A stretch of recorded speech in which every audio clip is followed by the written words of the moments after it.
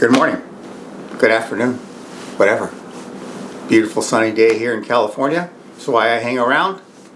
This is the last of the series of my Ode to Friendship. There's a very special friend of mine who I am just chewing the fat, kicking things around a little bit, that's all. Okay, now let us continue this. Now remember the disgruntled, disillusioned, embittered mind state is never meant to be a final destination. Okay, listen carefully. It's a way station. I went through my own version of it. Okay, and it is a way station. It's a situation you get yourself into that we all more or less sometimes get ourselves into, so we can say enough.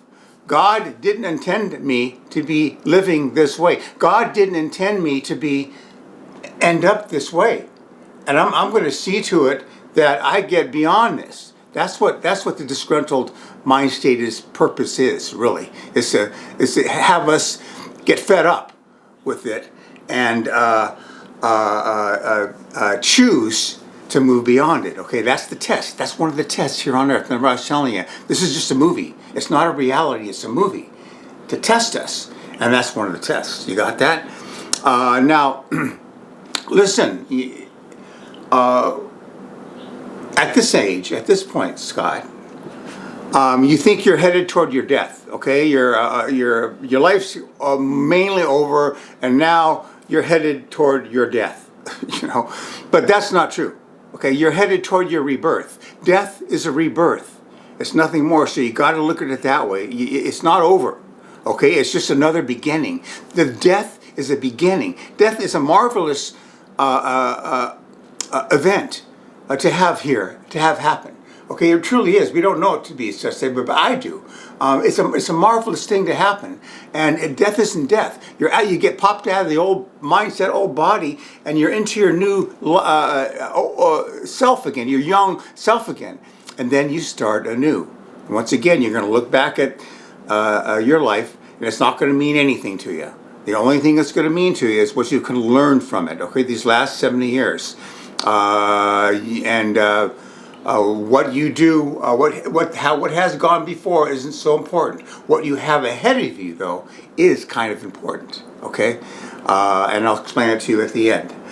So remember, now you're not headed toward your death. You're headed toward your rebirth.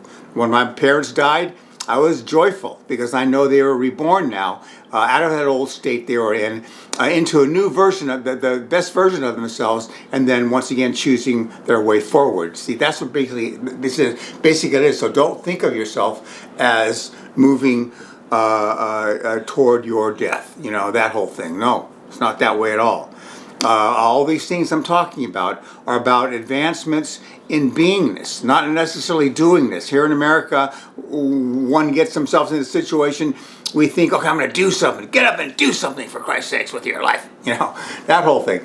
And but no, this is pertaining to beingness. Okay, beingness is more important than doingness. Doingness doesn't work to get you out of, it'll contemporarily lift you out of the doldrums, but the permanent way to get out of the doldrums is advancements in beingness. And this is everything I've been telling you the last 3 videos pertain to the advancements in beingness. That's the most important thing here on earth, not doingness. Okay, beingness. That's where it's at. That's where the fun is. That's where the permanent solutions are, not in distracting yourself from doing something else. Now, as you advance in beingness, as you raise your energies again, you may get to the point where you may want to do something out of the flowering of that new beingness, where you've rediscovered yourself again. You may want to do something at that point because you feel like doing something. You know, you don't have to get up and do something. You feel like doing something at that point. You have to change your old thinking patterns. You have to come up with new attitudes, new younger attitudes. Okay, you're gonna have to take a look at that, and you're going to have to start to refine the old patterns you've become accustomed to in the last 10 years into newer, younger, more vibrantly healthy thinking patterns. Okay? Look, another way to look at this is several ways to explain this. There are 2 main polarities here on this world. The love polarity, the fear polarity, okay? Everything stems from those two things. Love leads to expansion, fear leads to contraction, okay? You're in a contracted state right now. All the things that got you in that contracted state, one way or another, are of the fear polarity, okay? So you have to start moving your beingness and your thoughts and everything over to the love polarity from there, okay? And what gets you there? That mantra: all forgiveness, all surrender, all acceptance, all allowance, and no resistance, okay? That is going to start moving you over to the love polarity, which is going to yield expansiveness, okay? You're going to expand into your old self, the more expansive version of yourself, because the version I saw was a contracted version of who you really are. Okay, so that's another way of looking at it. You have to start moving toward the love polarity and thinking and acting and being and everything starting to align with the love polarity. You're going to begin to feel your way through that. You got to feel your way to it. You got to feel your way to what that means on your own. Okay, I'm telling you, that's what I did. And take a look at my videos. A matter of fact, this whole process, when we're done here, go start filtering through some of my videos and get the attitude I'm expressing with. That carries as much information as anything, and the things I talk about. Okay, just go get yourself familiar with some of these things. That just read the headlines and or the description and start listening to that stuff. That's going to help you. Okay, but the movement now is away from contraction and fear into expansion and love, okay? Everything in this world either stemming from love polarity or fear polarity, okay? So let's not forget that. Look, there are many beings around you right now, okay? Wanting to help you in this next 10 years to pull yourself up and get yourself out of this way station of disgruntledness, disillusionment, and bitterness, okay? That's why I'm here. The people around you, the angels, the guides, the ancestors, the relatives, all the people around you came over to my people and said, look, put Scott in Jeff's dreams and have him get in contact with Scott and maybe offer a little bit of advice to his old brother, okay? To his brother, okay? That's why I'm here. They came over here, talked to my people, got you in my dreams, gave me the clue, to the intuitive clue, and I grasped it to come on over and to offer you a little bit of advice, chew the fat a little bit, and see if we can't work our way through this one. All right. Look, I have way more reasons to be embittered than you do. My whole life, I missed my whole life. I never had a wife.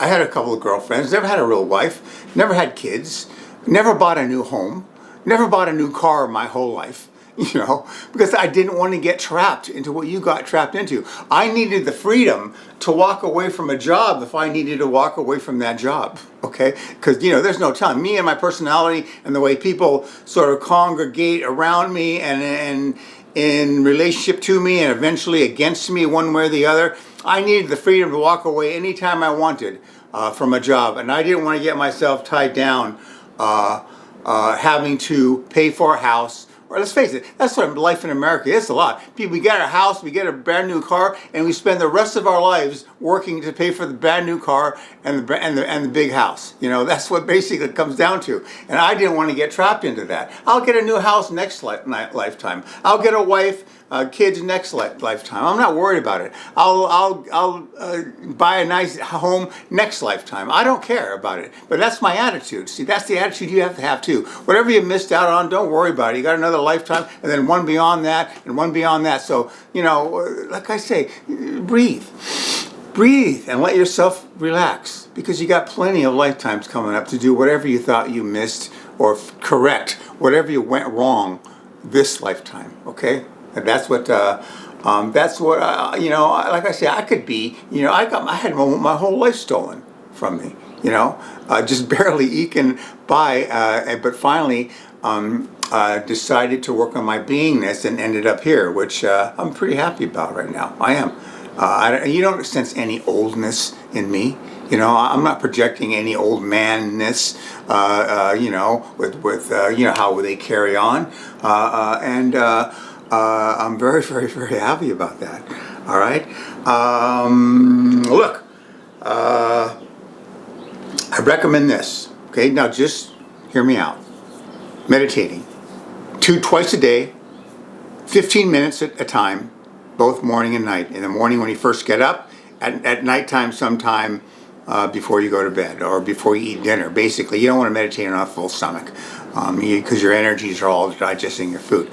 So meditate before you eat dinner, and test it. Try it for 2 months, 5 days a week, 12 to 15 minutes in the morning, 12 to 15 minutes before you eat dinner. Okay, or later on in the evening, a couple hours after you eat dinner. That'll work too. And see if it takes. Okay, 2 months. 5 days a week, 2 months. If it doesn't really, if you feel yourself having to do it, drop it. Drop it and maybe think about it in another year, pick it up again. But you let yourself flow into it and feel like something that hey, this is kind of cool. I kind of enjoy this. I'm getting something out of it, and let it roll on from there. I can meditate an hour and a half. Yesterday I meditated almost 2 hours. And I started just like this, okay? 15 minutes in the morning, 15 minutes in the night. Play around with it. If it takes, roll with it. It doesn't drop it, okay? But it should get to a point where it feeds on itself. You should say, hey, this is kind of nice, and move on it from there, okay? But don't make it a big workout. I have to now, don't. Let it take on a life of its own. If it doesn't drop it, maybe think about it. It may, in another couple of months, you may decide to get back to it at that point. And then it's going to take off. You never know, but just be open to the fact that sometime it could take off. Breathing exercises. There's this on YouTube, Breathe with Sandy. Breathe with Sandy. He has pranayamic breathing techniques that I'm suggesting to you. That's the way to start blowing that crust off you, away from you. Pranayamic breathing is extremely powerful. When you go fishing, take a meditation pillow with you before you start fishing. Sit down on that pillow, meditate 15 minutes. You gotta have a computer with you, because he has it on the computer. You gotta have that with you. But maybe you memorize the breathing process and just take it with you and do a little pranayamic breathing out there in nature. That's another thing. Out there in nature, when you're fishing, take your shoes off, get your bare feet on the ground. It's called grounding. Mother Earth will help heal you. It'll be able to come up through your feet and begin to help heal you. Being out in nature, fishing is a fantastic thing you're doing, and it just gets you out in nature. And that being in nature is a healing thing. I think you get that. Okay, get your feet bare on the ground, okay? And if at some point get a little pillow, maybe meditate for a few minutes. I go up to the hills, I meditate for an hour. I do a breathing technique for another hour, then I meditate after that for another half hour, okay? But it doesn't feel like work. See, I do it. You may say, Jeff, oh, shit, how do you do that? It doesn't feel like work. I do it. I enjoy doing it. I can't wait to get up and do it, because the feeling you get when you're done, you get the swarthy, earthy, out of your mind into your body feeling that it is powerful, and it makes you feel, wow, this is what life's all about. This feeling here, you're breathing in prana from nature. Not only that, but from all the energy of the trees around you, and it's transforming you into a new person. When I drive down off that mountain, I am a different person than when I was going up. And then I go into Los Gatos, hang around some people, do a farmer's market. I make it a good old time, you don't have to do what I've done, but the version of it, you're going to see how it begins to change you, begins to shift you, begins to heal you. Okay, I think you need a little bit of healing, I would say. That is the fishing you do is one of the strongest things you have going on right now, as far as getting you out of your room, out of your house and into nature, and quiet, serene, peaceful, and that's a meditation in and of itself. See, there's no one way to do any of this. You're going to find your own way. Look at the next 10 years. Look at, there's so many fantastic things. Like I told you before, this is the most fantastic time in human history to be alive. All right, I'm not kidding you. There's so many things going on this planet right now. I can't even explain it to you because you wouldn't believe me. You would think I was nuts. But if you want to get into something that you can contribute to humanity, okay, as your contribution to this humanity movement right here, right now, to 2025 here on Earth, you want to contribute. You want to contribute to something bigger than yourself. Pull yourself out of this funk, okay? Humanity is a collective consciousness, okay? Any member of humanity that makes himself better through his own efforts, increases his vibration, gets himself from this state you're in now into a better, higher state. You're contributing to humanity. You're contributing to the collective consciousness / unconsciousness of humanity. You're doing your part, and you're helping lift. This is what we have to do. Humanity has to lift its consciousness to meet this thing, this process that's in developing the Earth right now. And that you would be doing your part for humanity by lifting yourself out of this disgruntled, disillusioned mind state into a happier, love-based, expansiveness based on love. That you can begin living again or feel like life is new again. Right now, life appears old to you. It's old, it's done. I can't wait to get out of here. I doubt you even care whether you live 10 more years. I sure as hell didn't, at points in my life. Even into my 60s, I didn't care that I had. I've had enough. I want out. And I understand it as much as anybody else. I really do. That's what you can do for humanity, okay? You want to do something for humanity, my friend. That's what you do. You can do your part here. If it's not just for you alone, do it for humanity and all those beings around you right now, all the ancestors, all the angels, all the guides, all the guardian gateway angels, protector angels. They're all around you. We have many beings around us. Our lives aren't just our own. They're ready to help you. They'll bring you to, if you make a commitment, if you say, yeah, I'm pulling myself out of this shit, I've had enough, they'll begin sending you information and sending you ways and means to do that. They're ready to help you, okay? Like I say, that's why I'm here, okay? They came and said, see what you can do.